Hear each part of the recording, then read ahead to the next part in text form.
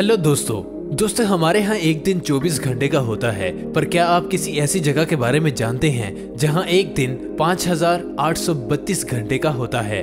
और क्या आप जानते हैं कि एक ऐसा जानवर जो कि 50 लाख अंडे देता है, जैसे मुर्गी एक अंडा देती है ना एक वक्त में, वो जानवर 50 लाख अंडे देता है। और वीडियो के लास्ट पर आपको कुछ ऐसी इन्फॉर्मेशन देनी है कि आपके मुंह से ना एक ही वर्ड निकलेगा, ओह माय गॉड। इससे पहले अगर आपने सरसब्स टीवी चैनल को सब्सक्राइब नहीं किया तो सब्सक्राइब भी कर लो। नंबर 1, दोस्तों क्या आप जानते हैं कि वो कौन सा ऐसा जानवर है जिसे गोली नहीं लगती? मेरा मतलब ये नहीं कि वो इतना फुर्तीला है, मतलब इसका जिस्म इतना मजबूत है कि उस पर गोली का असर नहीं पड़ता। अमेरिका टेक्सास के एक शख्स ने आर्माडिलो को गोली मारने की कोशिश की थी। इस छोटे जानवर को अपने घर के करीब उसने देखा तो वो डर गया और उसने उसे मारने का फैसला किया। इसकी बीवी भी घर में थी। वो बाहर गया और अपना रिवॉल्वर लिया और आर्माडिलो नाम के इस जानवर पर 3 गोलियां चला दी। लेकिन उस शख्स की बदकिस्मती कि उसके सख्त शेल ने कम से कम एक गोली को नकारा कर दिया। मतलब पहली गोली उसे लगी नहीं और वो पलटकर उस आदमी के जबड़े को जा लगी। फिर इस आदमी को अस्पताल मुंतकिल किया गया और उसका इलाज किया गया। नंबर 2, दोस्तों क्या आप एक ऐसे जानवर के बारे में जानते हैं जो कि 50 लाख अंडे देता है? देखिए दोस्तों, मैं आपको बता दूं कि ऐसा जानवर इस दुनिया में मौजूद है और उसका नाम है ऑक्टोपस। देखिए भाई, ये जो ऑक्टोपस होते हैं ना, इनको बुनियादी तौर पर 2 ग्रुपों में तकसीम किया जाता है, एक बड़े और दूसरे छोटे। छोटे ऑक्टोपस में अंडों की तादाद बड़ी मिकदार में होती है, 15,000 से 50 लाख तक। इनके अंडे छोटे होते हैं जो कि दूरबीन के बगैर नजर नहीं आते। वो तकरीबन मुकम्मल तौर पर तश्कील शुदा ऑक्टोपस होते हैं, लेकिन इनमें से सब बड़े नहीं होते और वो इतने मजबूत भी नहीं होते कि पानी के बहाव की मुजाहमत कर सके। लिहाजा पानी के बहाव के बाद अपने बच जाने वाले अंडों की जर्दी को ये खा जाते हैं। और कुछ जब तक वो अंडे पक न जाएं और समंदर पर आबाद न हो तब तक वो बाकायदगी से ऑक्टोपस की तरह जिंदगी गुजारते हैं। छोटी उम्र वाले ऑक्टोपस बड़ी तादाद में कमजोर औलाद पैदा करते हैं और इसके बरक्स बड़े ऑक्टोपस सिर्फ 30 to 100 अंडों की लाइन बनाते हैं। अंडे बड़े होते हैं और इनका साइज बाज मर्तबा चावल के एक दाने के बराबर भी होता है। और अब वाज़े तौर पर इनके अंदर जीन्स को भी ग्रो करता देखा जा सकता है। तो वो छोटे लेकिन मुकम्मल तौर पर तश्कील हुए ऑक्टोपस होते हैं। हर एक तिल के बीज की तरह बड़ा होता है और इनके जीन्स फौरी तौर पर दुनिया को कबूल करने और अपनी खुशकिस्मती ढूंढने के लिए तैयार हो जाते हैं। नंबर 3, दोस्तों कहा जाता है कि वर्ल्ड वॉर 2 के बाद कोविड-19 का दौर दुनिया का बदतरीन दौर है। इस वबा की रोकथाम के लिए पूरी दुनिया में लॉकडाउन का तरीका अपनाया गया है।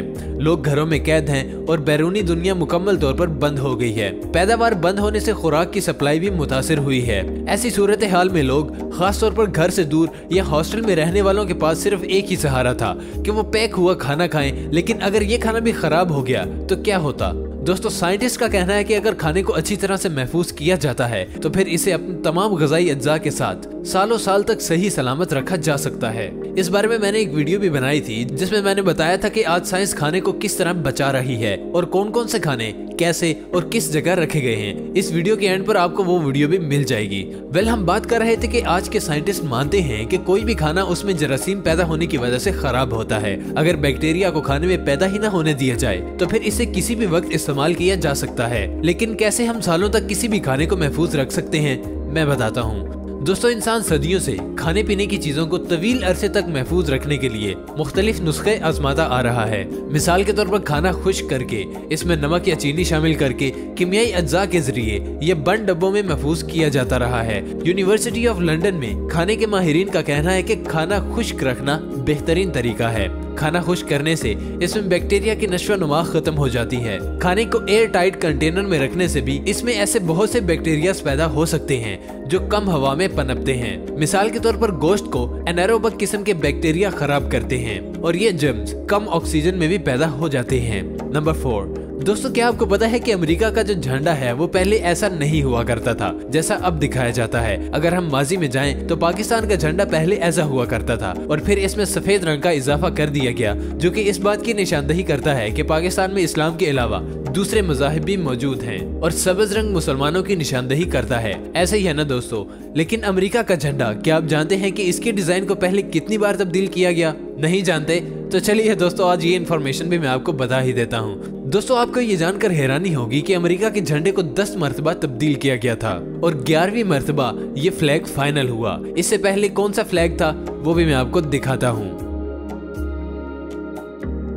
नंबर 5, दोस्तों अमेरिकी अप्लायंस कंपनी जिसे आज राइट हेवन कहा जाता है, इसमें एक आदमी मुहक्किक की हैसियत से काम करता था और इस आदमी का नाम था पर्सी स्पेंसर। इसने देखा कि इसकी जेब में एक कैंडी बार करीब की कुछ मगनातीसी लहरों की वजह से पिघल गया था।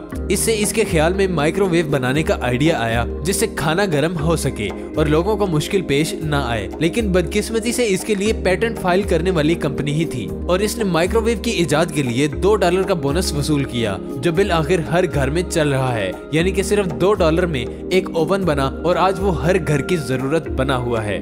नंबर 6 दोस्तों, आजकल शायद आपने भी किसी को नोबेल प्राइज लेते हुए देखा होगा या सुना होगा या फिर टीवी पर तो जरूर देखा होगा, है ना दोस्तों। किसी ने कोई अच्छा काम किया तो उसे नोबेल प्राइज दिया जाता है। इसमें नौजवान होते हैं, बूढ़े होते हैं। और क्या आप जानते हैं कि इस दुनिया में सबसे कम उम्र नोबेल प्राइज किसके पास है? आप सुनेंगे ना दोस्तों तो आप यकीन नहीं करेंगे। असल में ना ये रिकॉर्ड पाकिस्तान के पास है। सिर्फ 17 साल की उम्र में पाकिस्तान से मलाला यूसुफजई ने 2014 में बच्चों और 9 उम्र अफराद के दबाव के खिलाफ जिद्दोजहद करने और तमाम बच्चों को तालीम हासिल करने के हक के लिए नोबेल पीस प्राइज जीता था। जब वो 15 साल की थी तो उसे धमकियां मिली और एक बस पर तालिबान के एक बंदे ने बंदूक से गोली मार दी थी। खुशकिस्मती से वो इंग्लैंड के क्वीन एलिजाबेथ हॉस्पिटल में रहने के बाद कत्ल की कोशिश से तो बच गई और इस चीज ने उन्हें नोबेल प्राइज का हकदार बना दिया। वो फिलहाल वुमेन एजुकेशन के लिए एक सरगर्म कारकुन के तौर पर भी काम कर रही हैं। नंबर 7 दोस्तों, हमारे यहाँ एक दिन कितने घंटे का होता है? बहुत आसान सा सवाल है कि एक दिन 24 घंटे का होता है। लेकिन आपको जानकर हैरानी होगी कि एक ऐसी भी जगह है जहाँ पर एक दिन 10 घंटे का होता है और एक दिन 5832 घंटे का होता है। चौंक गए ना दोस्तों? देखिए मैं आपको बता दूं कि जुपिटर अपना एक चक्कर 10 घंटे में मुकम्मल करता है। मतलब 10 घंटे का एक दिन होता है जुपिटर का। हालांकि इसका साइज बड़ा होता है और इसके बरक्स वीनस को देखा जाए तो वो सूरज के गिर्द अपना एक चक्कर 5832 घंटों में मुकम्मल करता है। मतलब इसका एक दिन 5832 घंटे का हुआ। क्या आपको ये इन्फॉर्मेशन पहले से पता थी? अगर पता थी तो गुड, अगर नहीं पता थी तो वीडियो पर एक लाइक जरूर देना। नंबर 8 दोस्तों, कदीम यूनान और रोम में डॉक्टरों ने अपने मरीजों के लिए पट्टियां बनाने के लिए मकड़ी के जाले इस्तेमाल किए थे। मकड़ी के जालों में कुदरती तौर पर एंटीसेप्टिक और एंटी फंगल खसूसियात होती हैं, जो जख्मों को साफ रखने और इन्फेक्शन से बचने में मदद करती हैं। कदीम यूनानी सिपाहियों में खून बहने को रोकने के लिए मकड़ी के जालों का गुच्छा इस्तेमाल किया जाता था। उन्होंने जख्मों को साफ करने के लिए शहद, जो कि सिपाहियों में बहते खून पर लगाया जाता और इसके बाद मकड़ी के जालों का इस्तेमाल किया जाता। उस वक्त जख्मों को साफ करने के लिए ये भी कहा जाता था कि मकड़ी के जाले विटामिन के से मालामाल होते हैं, जो कि खून को बहने से रोकते हैं और खून के जमने के अमल को भी फरोग देने में मदद करते हैं। लिहाजा अगली बार जब बैंडेज आपकी अप्रोच से बाहर हो तो अपने इर्द गिर्द मकड़ियों को ढूंढे और उनके जाले से अपने जख्म पर बैंडेज करें।